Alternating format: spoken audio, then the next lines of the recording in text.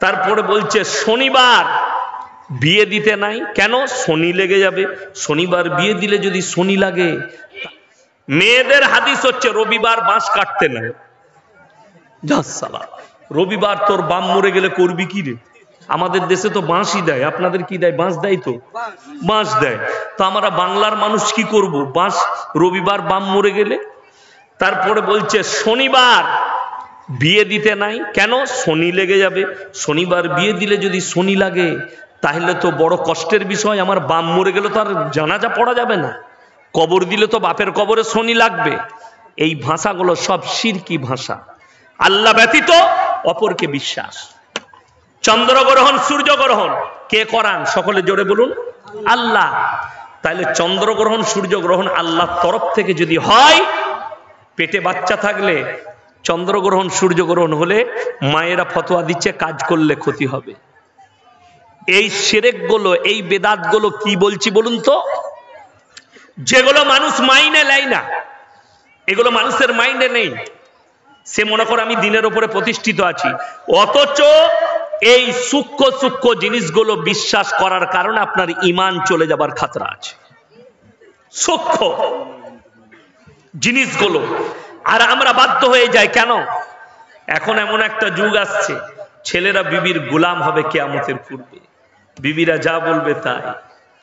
একটু পয়সা হয়েছে, হ্যাঁ গো আমাদের পাড়ায় অমুকের ছেলের জন্মদিন পালন করছে, কেক কেটে, তোমার পয়সা আছে তুমি করবে না?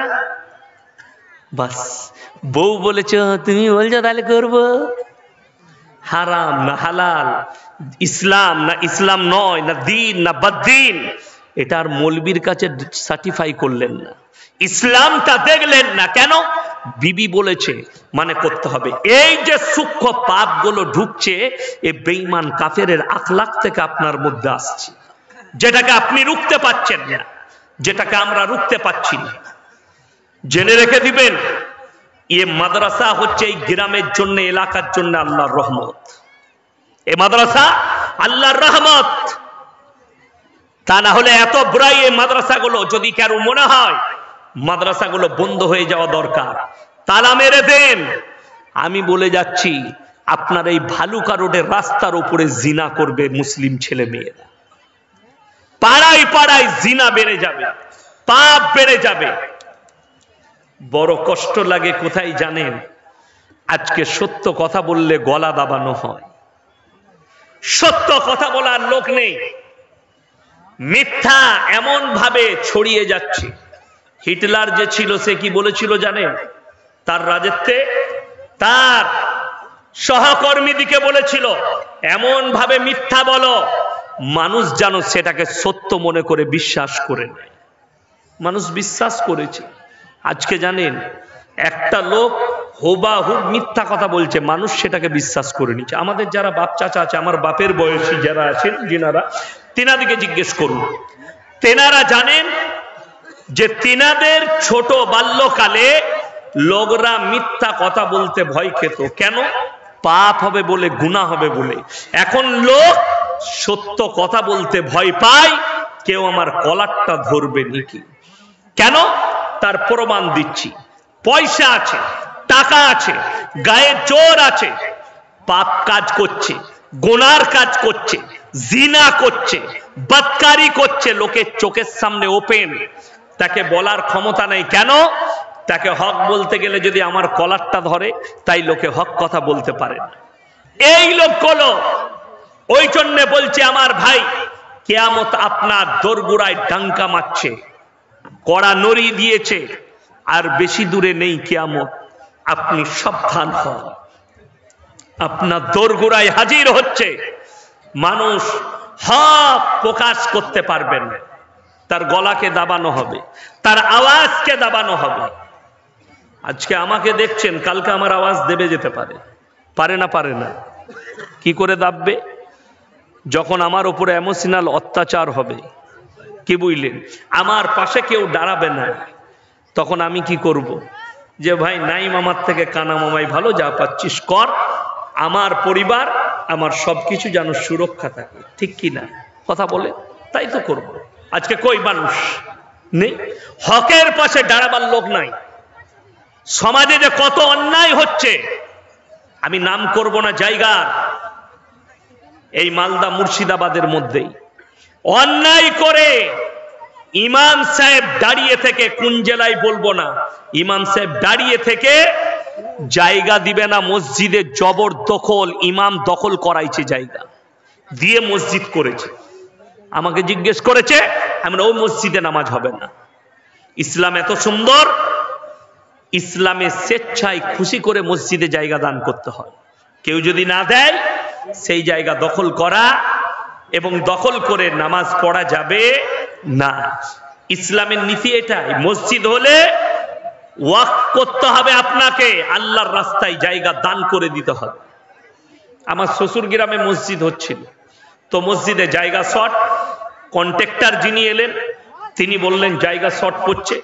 পাশে একটা জায়গা ছিল এক ভদ্রলোকের, প্রথমে না বলল, আমি তাদেরকে ডেকে বুঝালাম যে আল্লাহর জন্য ভালো হবে, তোমরা সব ভাই বোন মিলে দিয়ে দাও।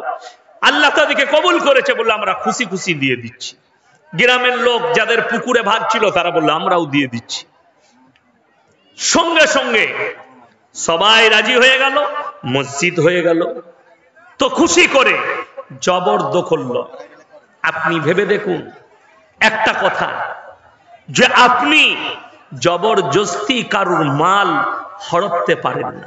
আজকে মুসলমানের হালত বলে দিই, লোকের মাল মেরে নিয়ে বহুজন সম্পদ করেছে। আজকে তারা ফাঁস কাতারে নামাজ পড়ে, লোকের কাছে বলে আমার থেকে ভদ্র লোক কেউ নাই। এরকম লোক আছে না নাই? কথা বলেন। গাদা আছে, অথচ তারা নামাজ পড়ছে।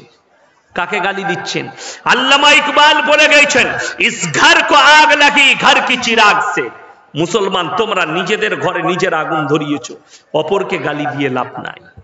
তুমি তোমার আখলাক আর চরিত্র ঠিক করো। তোমার ব্যবহারে, তোমার আখলাকে আর চরিত্রে তোমার পাশের অমুসলিম ভাই কলমা পড়তে বাধ্য হবে। জোরে বলুন সুবহানাল্লাহ। নবীজি সাল্লাল্লাহু আলাইহি সাল্লাম তলোয়ারের দ্বারা নয়, হিংসা বিদ্বেষের দ্বারা নয়, আখলাক এবং চরিত্রের দ্বারা ইসলাম প্রচার করেছে। এটা মাথায় রাখবেন, আখলাক আর চরিত্রের দ্বারাই। আমি আজকে আপনাদেরকে এরপর কোরআন শোনাবো। সবাই নিয়ত করুন, আমরা আল্লাহর প্রিয় বান্দা হব। জোরে বলুন ইনশাআল্লাহ, আরো জোরে বলুন ইনশাআল্লাহ। আল্লাহর প্রিয় বান্দা হতে গেলে আমার আল্লাহ রাব্বুল আলামিন কোরআনের শর্ত রাখবেন। কিছু বলবেন? এলা করে দেন। মাদ্রাসার ভিতরে খাওয়ার কুপন পাওয়া যাচ্ছে, কাউকে দরকার হলে ভিতরে গিয়ে খাওয়ার কুপন নিয়ে নেবেন, বাইরে আর বোতল দেওয়া হচ্ছে না। এরপরে আপনাদেরকে আমি কোরআন শোনাবো। তাবারাকাল্লাযী জাআলা ফিস সামাই বুরুজাম ওয়া জাআলা ফিহা সিরাজাম ওয়া কামারাম মুনিরা ওয়া হুয়াল্লাযী জাআলাল লাইলা ওয়ান নাহার খিলফাতাল লিমান আরাদা ইয়াযাক্কারা ওয়া আরাদা শুকুরা ওয়া ইবাদুর রাহমানিল্লাযীনা ইয়ামশুনা আলাল আরদি হাওলা ওয়া ইযা খাতাবাহুমুল জাহিলুনা ক্বালু সালামা والذين يبيتون لربهم سجدا وقياما والذين يقولون ربنا صرف عنا عذاب جهنم إن عذابها كان غراما إنها ساءت مستقرا ومقاما। হে আমার বিশ্বনবী বলো, তাবারাকাল্লাযী জাআলা ফিস সামাই বুরুজা, এই বুরুজটাকে আমি আল্লাহ রাব্বুল আলামিন চন্দ্র সূর্য গ্রহ তারা নক্ষত্র দিয়ে সাজনিত করেছি। ওয়া হুয়াল্লাযী জাআলাল লাইলা ওয়ান নাহার, দিবা এবং রাত্রি আমি আল্লাহ সৃষ্টি করেছি। আল্লাহর কসম, পৃথিবীর শক্তি কোথায় ফেলোয়ার জানেন? পৃথিবীর বিজ্ঞান কোথায় ফেলোয়ার? যাদেরকে উন্নত মানের ভাবছেন, একটু দয়া করে বলছি, এই শীতকাল আসছে, রাত বড় হচ্ছে না ছোট হচ্ছে? বাবা, রাত বড়। তোমার বিজ্ঞানকে বলো, পৃথিবীর সব শক্তিকে এক কাছে হতে বলো, আর বলো এই রাত্রিটাকে একবার ছোট করে দেখিয়ে দাও। রাত্রি বড় হয়, তাকে একটু ছোট করে দাও। আল্লাহর কসম, পৃথিবীর শক্তির নেই, এই শক্তি শুধুমাত্র আমার আল্লাহ রাব্বুল আলামিনের আছে। জোরে একবার বলুন সুবহানাল্লাহ। আল্লাহ ছাড়া এই শক্তি পৃথিবীর কারুর নেই। চলুন তোমরা শুকর আদায় করো, দিবা এবং রাত্রি আমি আল্লাহ সৃষ্টি করেছি, তার থেকে তোমরা জ্ঞান অর্জন করো, আমার কৃতজ্ঞতা যাপন করো, আমার শুকর আদায় করো। চলুনের পরে আল্লাহ শর্ত রাখলেন, আমার প্রিয় বান্দা হতে গেলে 1 নম্বর আখলাক আর চরিত্র যেটা আনতে হবে সেটা হচ্ছে ওয়াইবাদুর রহমানিল্লাযীনা ইয়ামশুনা আলাল আরদি হাওনা। তারা দুনিয়ার বুকে তোমরা যখন বিচরণ করবে শান্তির সঙ্গে বিচরণ করবে। শান্তি আপনার দ্বারা জানো কেউ কষ্ট না পায়। নবীজি সাল্লাল্লাহু আলাইহি সাল্লাম বললেন, হে আমার সাহাবীরা শোনো, তোমরা অতক্ষণ পর্যন্ত মুমিন হতে পারবে না যতক্ষণ পর্যন্ত আপনার কাছ থেকে আপনার প্রতিবেশী সুরক্ষিত নয়। একটা হাদিসে আছে নবীজি সাল্লাল্লাহু আলাইহি সাল্লাম বলেন, হে আমার সাহাবীরা শোনো, তোমরা তোমাদের দেওয়ালকে এতটা উঁচু করো না যে তুমি পাশের গরিবের গরিবিটা না দেখতে পাও। আমার আব্বাজি তখন আমার গ্রামে মসজিদের ইমাম ছিলেন। আমার তখন জন্ম হয়েছে নাকি জানি না। আমার আব্বাজি একদিন ঘটনা শোনাচ্ছিলেন যে আমি যখন ইমাম ছিলাম, এখন আমার আব্বাজির বয়স ৭৮-৮০ বছর প্রায়, তো আমি যখন ইমাম ছিলাম তো আমার এমনও মুক্তাদি ছিল ফজরের নামাজ পড়ে লোকের চুলায়, গরিবের চুলায় পা ভরে দেখতো। যার চুলাতে আগুন থাকতো বুঝতে পারতো, দেখবেন খড়েতে আগে রান্না হতো না খড়ে আগুন রান্না করলে সকালেও আগুনটা তলায় থাকতো না হালকা। তো পা ভরে দেখতেন, যার চুলায় আগুন থাকতো সেখান থেকে চলে যেত, যার চুলাতে আগুন থাকতো না বুঝতে পারতেন যে এর বাড়িতে রাত্রিতে রান্না হয়নি। সঙ্গে সঙ্গে চাল ডাল সবজি ইত্যাদি কিনে তার দরজায় নামিয়ে দিয়ে চলে যেতেন তারা উঠার আগে। জোরে বলুন সুবহানাল্লাহ। কি চরিত্র ছিল লোকের। আর এখন ওরে বাবা রে, এখন ঘুরিয়ে নিয়ে আরো পালিয়ে যাবে। ঠিক বললাম না ভুল বললাম? এখন পেলে আবার নিয়ে পালিয়ে যাবে। এই আখলাক কাদের ছিল? আমার বাপ দাদুদের। এখনকার ছেলেরা দুদিন নামাজ পড়ে, এই আমাদের চাচারা যারা নামাজ পড়ে তাদেরকে বলছে এরা নামাজ বেশ ভালো জানে না রে, এর আগেকার লোক আমাদের মতো কি নামাজ জানে? তুমি এমন নামাজ পড়ছো, বলবো তোমাদের নামাজিগুলো বলে দিই। এই চাচাকে দেখছেন, যুবকেরা শোনো, তোমার থেকে হয়তো ভালো কিরাতটা পড়তে পারেনি, কোরআনটা হয়তো তোমার মতো শুদ্ধ শিখেনি, কিন্তু আখলাক আর চরিত্র তোমার থেকে 1000 গুণের ভালো। তুমি মোবাইলে পর্ন দেখো, নামাজও পড়ো। তুমি মোবাইলে ফিল্ম দেখো আর নামাজও পড়ো। তুমি প্রেম করো ফোনেতে আর নামাজ পড়ো। তোমার বাবাজি শুনেলেন এরপরে কোরআন সূরা ওয়াকিয়া, সাবিকুনা সাবিকুন উলাইকাল মুকাররাবুন ফি জান্নাতিন নাঈম সুল্লাতুম মিনাল আউয়ালিন।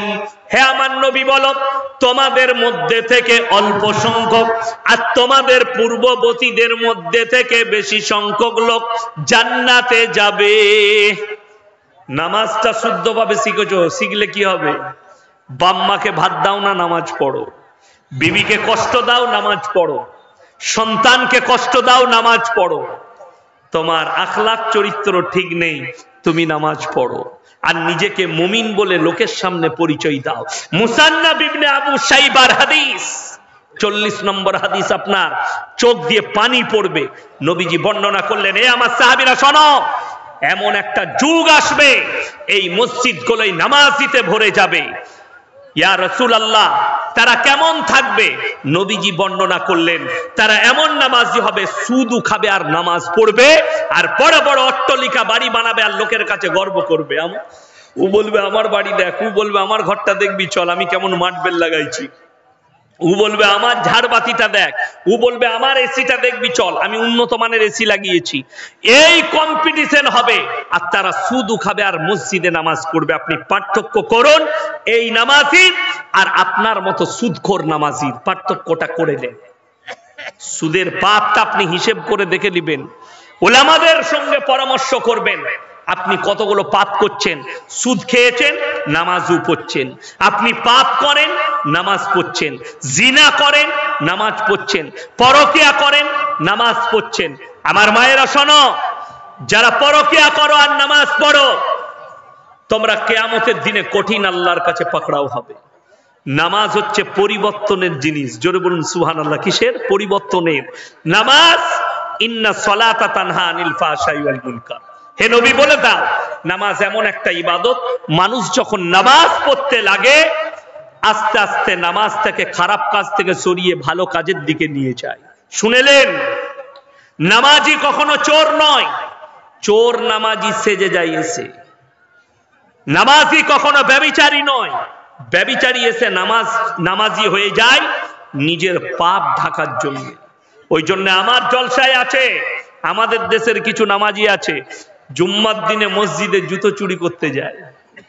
হ্যাঁ, আগে আগে বেরিয়েছে, ঢোকার সময় টার্গেট করলিছে নতুন মালগুলো লুবো, বেরিয়ে পায়ে গতি নিয়েছে। আর যদি ধরা পড়ে যায় কি বলে জানেন? ভাই আমি বইতে পারি না। তুই পুরনো পরে এসেছিলি, নতুন গুলো কি করে গথালি? তোর পায়ে নতুন জুতো ঢুকছে বুঝতে পারি। আচ্ছা, আপনার নতুন জুতো পরলে আমরা বুঝতে পারি না? পারি না, 2 দিন 3 দিন বুঝতে পারা যায়। তো তুই 3 দিনে নতুন জুতো ঢুকুচ্ছিস, তুই বুঝতে পারলি না? তুই ছিঁড়া জুতো পরে এসছিস। এই রকম আছে যারা হজ করতে গেছে, হাজী সাহেব দিকে জিজ্ঞেস করুন। আমাদের দেশের লোক কখন মসজিদে ঢুকে? আজান হয়ে গে যখন তাকবীর চলে, একামত শুরু হয়, তখন মসজিদে যায় ছুটে, উজু করতে করতে যায়। কি বুঝলেন? আর মনে পড়ছে না দোকানে চাবি লাগাইছি না লাগাইনি। নামাজটা কত সুন্দর হবে, তাই না? নামাজে টাকা গুনে অনেকজন, দোকানের টাকা। কেন এটা? মক্কা মদিনা আরব ভূমির সাথে পার্থক্যটা শুনেলেন। তারা আজান হয়ে গেলে তার ব্যবসা পড়ে থাকে, তারা মসজিদে চলে যায়। দোকান খুলে থাকে, তারা মসজিদে প্রবেশ করে যায়। আল্লাহ ডাক পড়ে গেছে, আমাকে নামাজ আদায় করতে হবে। তবে আপনারা দোকান খুলে যাবেন না আমার কথা শুনে, ঘুরে এসে দেখবেন 2টো বিস্কুটও পড়ে নাই, ওটাও নিয়ে পালিয়েছে। কেন? আমাদের দেশ তো আউলিয়ার দেশ। আমাদের দেশ কাদের দেশ? আউলিয়ার দেশ। এত বড় বড় আউলিয়া। ওই তো করিমপুর থেকে 1 বছর আগে আমাকে ফোন করেছিলেন, আমাদের এখানে একজন বেরিয়েছে, মাথায় পাগড়ি পড়ে, লোকের দৌড়ে দৌড়ে যাচ্ছে আর বলছে আমার উপরে তোমরা বিশ্বাস আনো, আমার কাছে তোমরা মুরিদ হও। কেন? বলে আমি হচ্ছি ইমাম মেহেদি। আমরা ফাটা বাঁশ পেলে তাকে 2 বাড়ি মার। বাংলাদেশ, পাকিস্তান আর ভারত চোরচাপটা জাগাবাদের দেশ। এখানে কখনো ইমাম মেহেদি জন্মগ্রহণ করে? আমরা ওটা কোনো চোর ডাকাত হবে দেখ ভালো করে, তারপরে চলে গেল। তার নিজের ভাই আমাকে ফোন করেছে, তার নিজের ভাই বলে কি করি বলুন তো মোল্লা? আমরা ওকে ফাটা বাঁশে করে বাড়ি মার বেঁধে বেরিয়ে যাবে মালটা কি পাগড়ি বেঁধে। নাউজুবিল্লাহি মিন যালিক, লোককে ধোঁকা প্রতারণা। তো সেই দেশের মানুষ কি করে ভাবলেন? যারা আরবে যায় হাজী সাহেবদের পরিবর্তন কি করে আসে? এখানে একটা লোককে হজ করতে পাঠিয়ে দেন, উমরা করতে, তার পরিবর্তন আসে। কেন? সেখানে গিয়ে সেই আকীদাটা দেখে আসবে কি। আর আমাদের দেশে ও নামাজও চলছে, চুরিও চলছে, নামাজও চলছে, গাঁজাও চলছে, নামাজও চলছে, ব্যভিচারও চলছে, নামাজও চলছে, লোককে ধোকাও চলছে। ধোকা বেড়ে গেল মোবাইল আসার পরে। বেড়েছে না বাড়েনি? মিথ্যা কথা বলা গুনায়ে কবিরা। আর আমরা পদে পদে মিথ্যা কথা বলি, ঠিক কিনা? পদে পদে মিথ্যা কথা। আপনি একজন আপনার কাছে টাকা পায়, হ্যালো কোথায় আছো? কোথায় আছিস রে? টাকা খান দিবি না? ও ভাই আমি তো কলকাতায়, কিন্তু মাল ঘরেই শুয়ে আছে। এরকম লোক আছে না? না, হাজারো মিথ্যা কথা। তুমি বানিয়ে বানিয়ে মিথ্যা কথা বলবে, আর তুমি নিজেকে মুমিন বলে লোকের কাছে পরিচয় দিচ্ছ না। আমার নবীজি সাল্লাল্লাহু আলাইহি সাল্লাম আখলাক আর চরিত্র দিয়েছিলেন। তয়েফের মাটিতে নবীজিকে রক্তাক্ত করা হয়েছে, নবীজি সাল্লাল্লাহু আলাইহি সাল্লাম তাদের জন্য দোয়া করেছে। আর আপনি চলুন, ভণ্ডামি আমি বুঝিয়ে দিই কাকে বলে। বলছে একটা ছেলে গাছতলায় পীর ছিল, সেই গাছের গোড়ায় মুতে দিয়েছে বলে ছেলেটার পাটা বেঁকিয়ে দিয়েছে পীর সাহেব। নবীজিকে তয়েফের মাটিতে রক্তাক্ত করা হলো, আল্লাহর রাসূল সাল্লাল্লাহু আলাইহি সাল্লাম তাদের জন্য ঘুরিয়ে দোয়া করলেন, আল্লাহ তুমি এদিকে ধ্বংস করো না, এদিকে ঈমান দান করো। জোরে বলুন না সুবহানাল্লাহ। আর তুমি বলছো, আচ্ছা পীর মানে আমরা কি জানি সকলে? ভালো লোক না খারাপ লোক? ভালো লোক। তো তো ভালো লোক কখনো লোকের ক্ষতি করবে? এই সমস্ত আলেম উলামা দিকে আমাদিকে যদি কেউ গালি দেয়, আমি গাড়িতে আসছিলাম, আলিগড় ইউনিভার্সিটির একটা ছেলে ফোন করেছে, আমি বলি স্টুডেন্ট আমি, সে ফোন করেছিল যে আপনি একটা জলসায় বলেছেন আল্লাহ নবী সাল্লাল্লাহু আলাইহি সাল্লাম 40 বছর বয়সে নবুয়ত পেয়েছেন, এটা দিয়ে আমার সঙ্গে কি চাইল করছিল। দ্বিতীয়, ডাইরেক্ট আল্লাহকে পাওয়া যাবে না।